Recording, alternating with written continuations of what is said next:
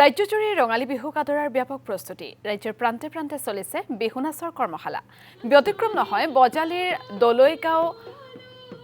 দলৈগাঁৱৰ এটি পৰিয়াল বিগত 4টা বছৰে আয়োজন কৰি আহিছে বিনামূলীয়া বিহু কৰ্মশালা এই বৰ্ষও 7 দিনীয়াকৈ বিনামূলীয়া বিহু কৰ্মশালাৰ আয়োজন কৰি সমাজক দেখুৱাইছে এক দৃষ্টান্তমূলক আদৰ্শ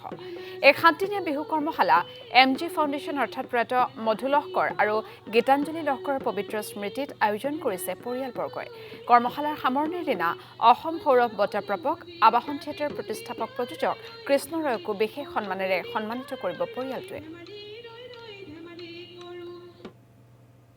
আমি আসলে সৰু ল'ৰা ছোৱালীৰ যিখিনি আগ্ৰহ বিহুৰ গাঁৱত বহুতে দূৰলৈকে যাব নোৱাৰে প্ৰশিক্ষণ ল'বলৈ সেইকাৰণে আমি নিজাববীয়াকৈ আমাৰ এমজি ফাউণ্ডেশ্যনৰ উদ্যোগত এই কৰ্মশালাৰ আখৰা আমি গঢ়ি উঠালোঁ আৰু ইয়াতে ইমান ভাল লাগিছে যে 300 মান ল'ৰা ছোৱালীয়ে ইয়াত কৰ্মশালাত আখৰাত ভাগ ল'বলৈ আহিছে সিহঁতে শিকিবলৈ পাই বহুত আনন্দিত হৈছে আৰু তাৰ লগতে আমাৰ গাঁওবাসীয়ে আমাক ইমান সহযোগ কৰিছে যে আমি তেওঁলোকৰ ওচৰত চিৰ কৃতজ্ঞ এই ক্ষেত্ৰত মই কোৱাৰ আগতে প্ৰথমে আমাৰ ৰাইজলৈ নতুন বছৰ আৰু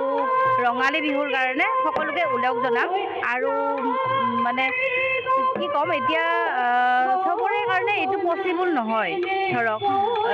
বাহিৰে ওলাই গৈ কিনে প্ৰশিক্ষণ লোৱা বা বিনামূলীয়া বুলি কোৱাৰ লগে লগে 2-4 জনে সকাহ পায় আজিকালিতো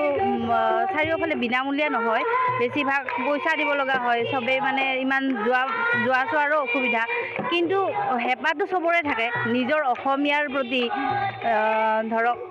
যিটো যান্ত্ৰিকতাৰ যুগ আৰু এই যান্ত্ৰিকতাৰ যুগত ইহঁতে সময়ো বিশেষ নাপায় কিন্তু তথাপিও তাৰে মাজতে মাক দেউতাকহঁতে সময় উলিয়াই যে নিজৰ ছোৱালীখিনিক নিজৰ অসমৰ সংস্কৃতিটো ৰক্ষাৰ ক্ষেত্ৰত কিছু পদক্ষেপ তেখেতেও লৈছে তাৰে কাৰণে আমি চিৰ কৃতজ্ঞ তেখেতসকলৰ